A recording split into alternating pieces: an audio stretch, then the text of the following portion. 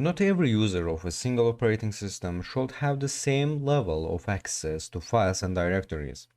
Like in a professional or enterprise level operating system, Linux has methods for securing file and directory access.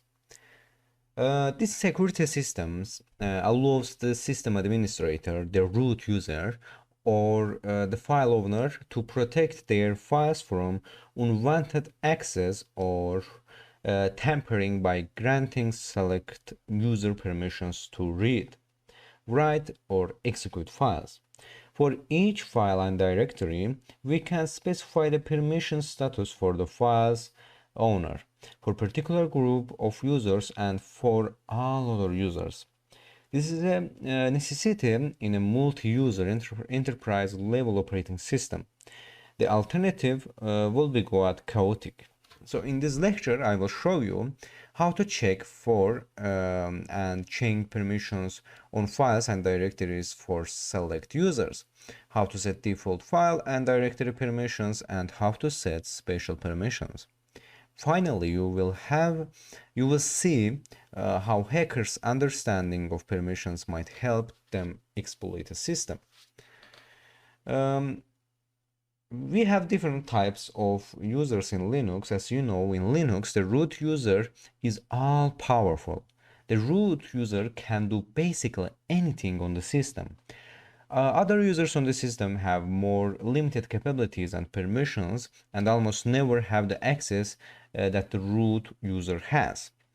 These other users are usually collected into groups that generally share a similar function. In a commercial entity, these groups might be finance, engineering, sales, and so on. So in an IT environment, these groups might include developers, network administrators, and database administrators. So the idea is to put people with similar needs into a group that is granted relevant permissions. Then each member of the group inherits the group permissions. So this is primarily for the ease of administrating permissions and thus security. The root user is part of the root group by default, so each new user on the system must be added to a group in order to inherit the permissions of that group. So each and every file and directory must be allocated a particular level of permissions for the different identities using it. The three levels of permissions are here. I want to show you here.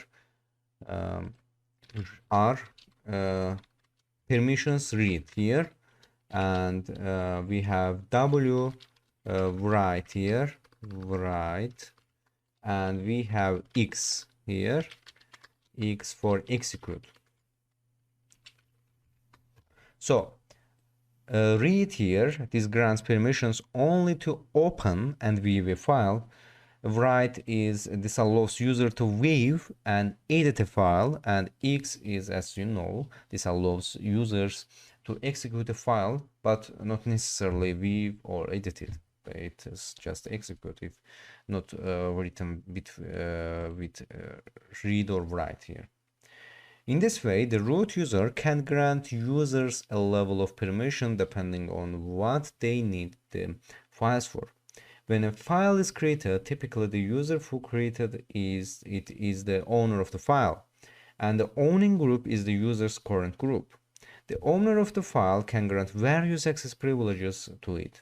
So let's look at how to change permissions to pass ownership to individual users and to groups. So granting ownership to an individual user.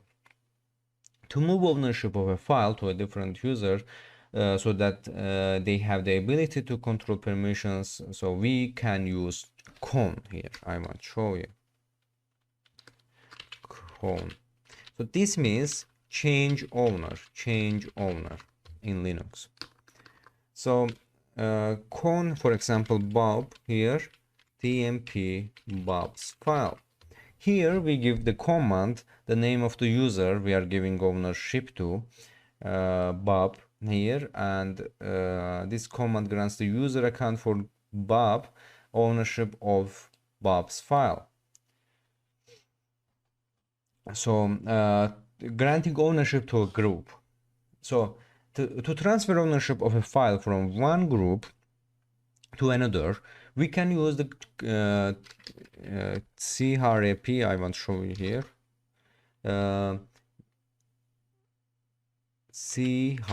CRAP. So GRP. So this is the change group command. Hackers are often more likely to work alone than in groups, but it's not unheard of several hackers or pen testers work together on a project, and in that case, using groups is necessary. So for instance, you might have a group of pen testers and a group of security team members working on the same project. The pen testers in this example are the root group, meaning they have all permissions and access. So the root group needs access to the hacking tools, whereas security folk only need access to defensive tools such as intrusion detection system IDES. So let's say the root group downloads and installs a program named new IDES. The root group will need to change the ownership to the security group so the security group can use it at will. To do so, the root group here will simply enter this command security new IDES. This is just an example, so I will not execute this command. So this command passes the security group ownership of new IDES. So now you need to know how to check whether these allocations have worked. So you will do by checking a file's permissions. So checking permissions. When you want to find out what permissions are granted to what users for a file or directory, use the ls command. ls command. Let me look at how many minutes we have. Yes. So use the ls command. Within the L here, this means long, switch to display the contents of the directory in a long format. So this list will contain the permissions here. So ls l command on the file user share hashcat, one of my favorite password cracking tools here in order to see what we can learn about the files. So this is the file type here, and this is the permission of file here. As you can see here, this is the number of links. So you will learn what is links. Link is in Linux. So this is the owner of the file, and this is the size of the file in bytes. So this means when the file is created or modified, and this is the name of file. So for now, let's focus on the seemingly incomprehensible strings of letters and dashes on the left edge of each line. They tell us whether an item is a file or directory and what permissions, if any, are on it. So the first character tells you the file type. The D stands for a directory, and dash indicates a file. So these are the two most common file types here. So the next section defines the permissions on the file. There are three sets of characters made of some combination of read, write, and execute in that order. So the first set represents the permissions of the owner, the second those of the group, and the last those all of the users. So regardless of which set of three letters you are looking at, if you see an R at first here, as you can see there are same, that user of group user has permission to open and read that file. As W is in the middle here, means that they can write to modify the file or directory, and the X is meaning if any X at the end means they can execute or run the file or directory. If any RW or X is replaced with a dash here, like that, then the respective permissions hasn't been given. Note that the users can have a permission to execute only either binaries or scripts.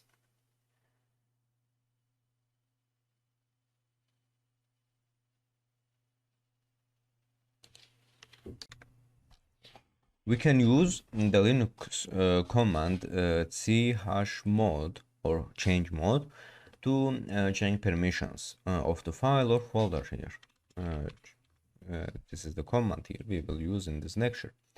Only a root user or the file's owner can change permissions. In this lecture, we use chmod to change permission on hashcat.hc stat using two different methods. First, we use a numerical representation of permissions, and then we use a symbolic representation. Changing permissions with decimal notation. We can use a shortcut to refer to permission by using a single number to represent one RWX set of permissions. So like everything underlying the operating system, the permissions are represented in binary. So on and off switches are represented by 1 and 0 respectively. You can think of the RWX permissions as 3 on-off switches. So when all permissions are granted, this equates in a 1, 1, 1 in binary. A binary set like this is then easily represented as one digit by converting it into octal, an 8-digit number system that starts with 0 and ends with 7. So an octal digit represents a set of 3 binary digits, meaning we can represent an entire RWX set with just a one digit. This can be 0, 1, 2, 3, 4, 5, 6, 7, 8. 7 actually. Lastly is 7, not 8. So here I will create a table here for better understanding here. So in binary, here this is the binary here, octal, and I will show you here is the RWX. So the binary is 0. If binary is 0, 0, 0, octal is 0 as well, and RWX not read, nor write, nor execute here. So if binary is 0, 0, 1 here, octal is gonna be 1, and this can be not read, not write, but executable here. If binary is 0, 1, 0, and octal is 2, then this means this is the not readable but writable and not executable here. And if binary is 0, 1, 1 and octal is 3, then this means this is not readable but writable here and executable. If binary is 1, 0, 0, this means in octal 4, so this means this is not this is actually readable, not writable nor executable. And if binary is 1, 0, 1, this means in octal is 5 here, and this is readable. This is readable, not writable, and executable here. And so readable, not writable, and executable. And here we have 6 and 7. Lastly, 1, 1, 0 is equals to 6 in octal by a system here, and this is the readable, writable, but not executable here.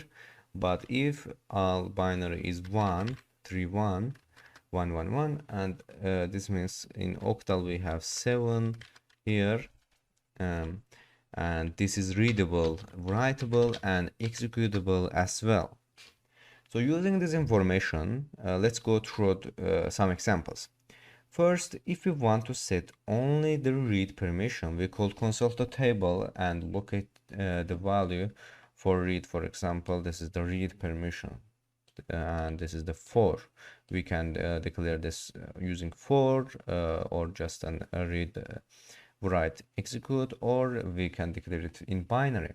Next, if we want to set permission to write and execute, we could use the same methodology and look for what set and what sets the W and what sets the X, which is executable and writable.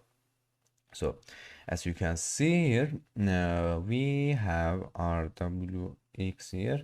So we want just writable and executable, and as you can see here, there's in octal, this is the 3. So in binary 0, 1, 1. So now we can pass an argument here where shortcuts come in. So for example, let's create a new file or dir here. Oops, my keyboard is actually okay. For example, touch here, example, oops, file. ls here. As you can see here, we created example file. This is not this has not inside anything. There's just a file with 0 bytes here. So let's declare ls la. As you can see here, we have example file here, which is created by Kali. So let's change this permission to c hash mode 774 hash actually example file. So ls la, and as you can see here, we changed these permissions here. So you should see rw here, rwx, rwx r here on the left side of this example file.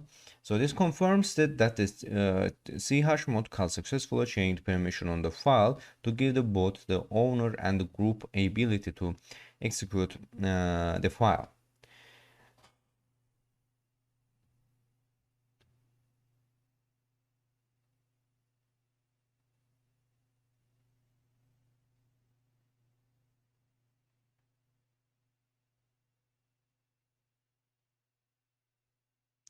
So Linux use of permission to protect the users or groups, files, and directories from other users in the system can be used for offensive and defensive purposes.